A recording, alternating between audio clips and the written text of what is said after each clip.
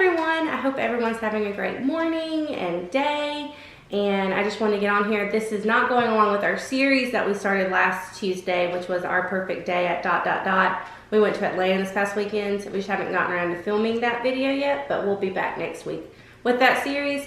And also, the day I'm posting this video, which is Tuesday, my dad is having surgery this morning on his rotator cuff, so if y'all could just send thoughts and prayers his way, because we've heard the recovery is just not that fine. But I want to get on here and do a quick video, and the video today is going to be about staying on-site versus off-site. And if you know me, and if you've been with me, you know, you're going to think, how does she even have a video about this? Because a few years ago, I would have been like, you're staying on-site, and there's absolutely no questions asked.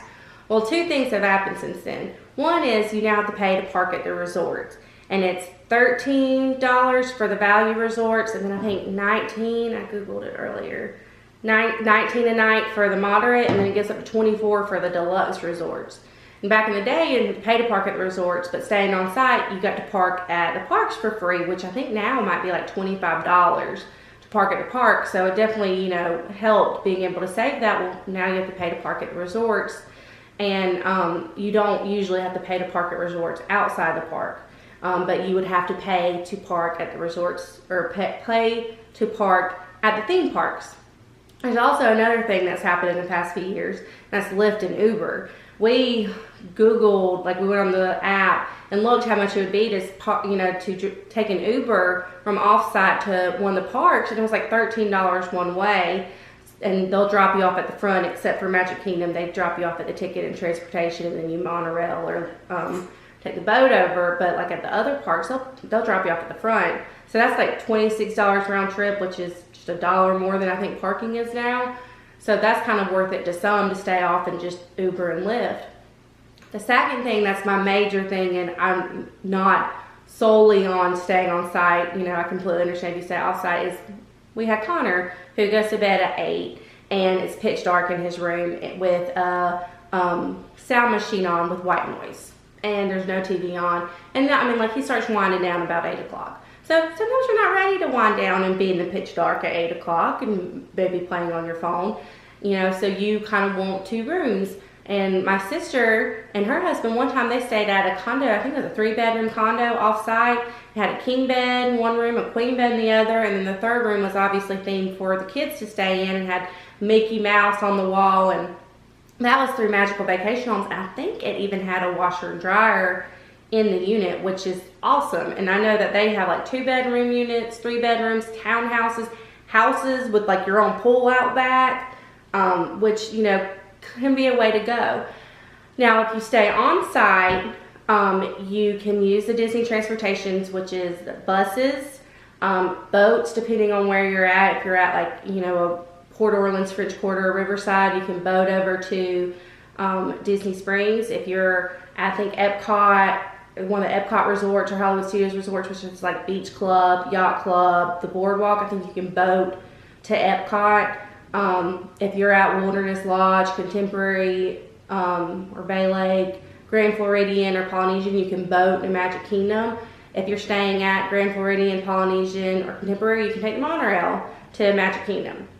So there's a lot of options if you're staying on site, what you can use for transportation, versus if you're staying off site, you know, Uber or Lyft or your own vehicle.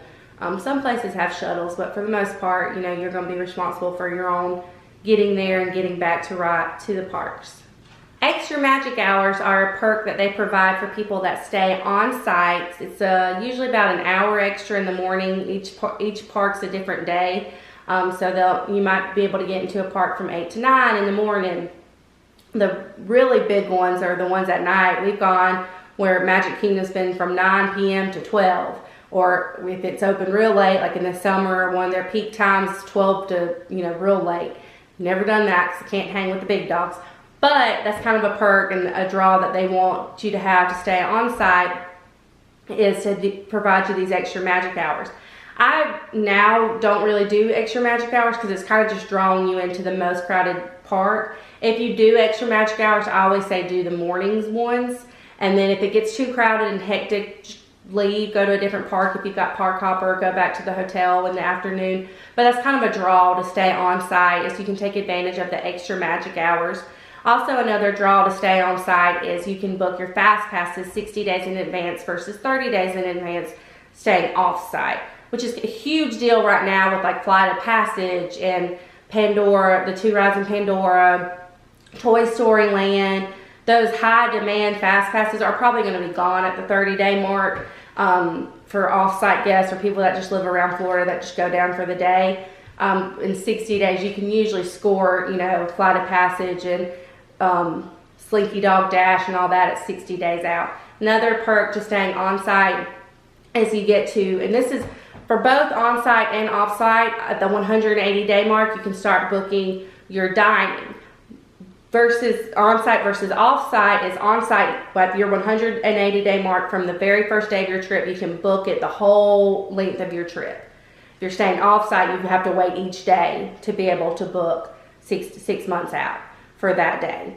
So those are a couple things. Disney definitely offers, they definitely want you staying at their hotels. So they're going to offer you incentives to stay at their hotels, extra magic hours, dining, special offers for their resorts, percentages off and stuff like that. I will say that I love the theming much better at Disney resorts than the off resorts. They're kind of just a place to stay and pretty neutral theming versus Disney, has larger than life theming, especially at the value resorts. There's Art of Animation where you have the huge Ursula and Pop Century and the value resorts where you have the huge instruments or sports or whatever, that really kind of draws the kids in. But at the value resorts, it's smaller beds. I think it's full beds versus queens or kings at the bigger resorts. The moderate resorts and the deluxe resorts, they have slides that go into their pool. And, at some of the values, they have splash pads. So they have really awesome theming across the board. They have really awesome pools across the board. Value resorts, they have kind of a quick service cafeteria where you go up and get your food and then sit down with it. Moderate and deluxes have sit down restaurants.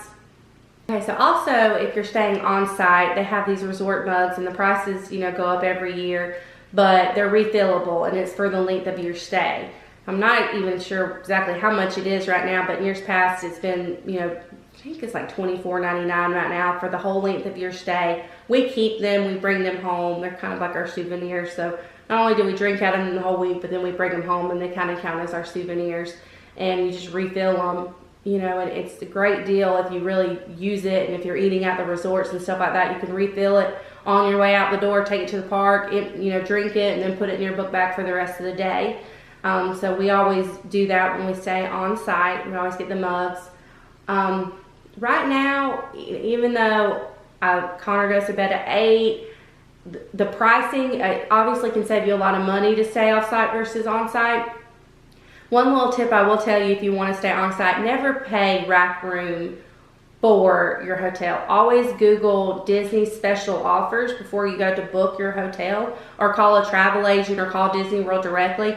They are notorious for having deals and special offers on their rooms where it can be 15 to 25 to 40% off a night, just depending on what special offer they got going throughout the year. They'll have free dining, which is where you pay the regular rack room, but then you get a free dining plan to go with that. So they always just they never really have any great deals on tickets. You're probably going to pay full price for the tickets, but hotels, they do have sales and special offers and stuff like that on hotels.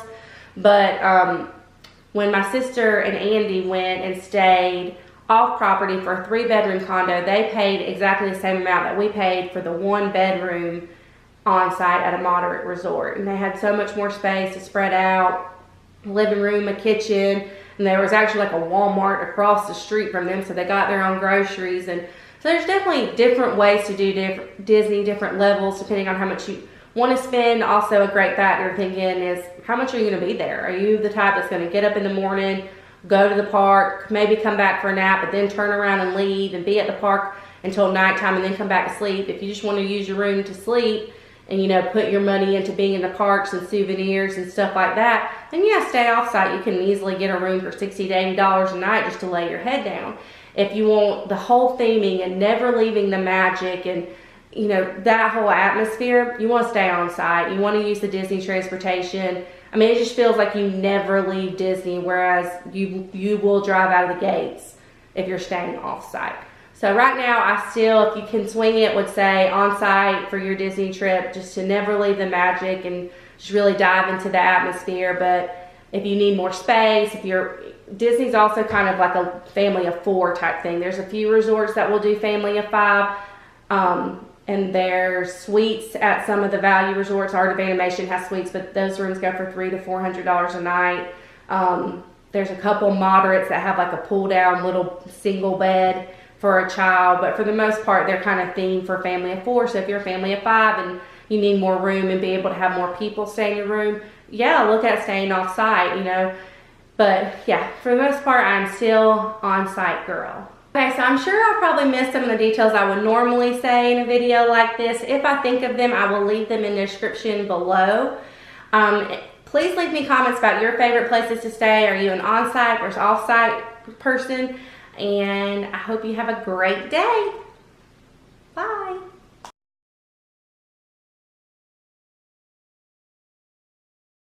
Hey everyone.